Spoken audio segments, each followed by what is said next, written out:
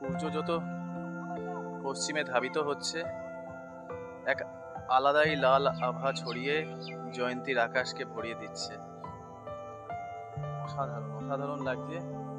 আর ঠিক যতটা স্পিডে সূর্য ধাবিত হচ্ছে, ততটা স্পিডেই এপাশে পাহাড় থেকে কুয়াশা নেমে আসছে। জাস্ট কি অদ্ভুত একটা ক্যানভাস না? একই ক্যানভাসে একটা নদী খা খা হয়ে পড়ে আছে, পাহাড় কুয়াশাচ্ছন্ন,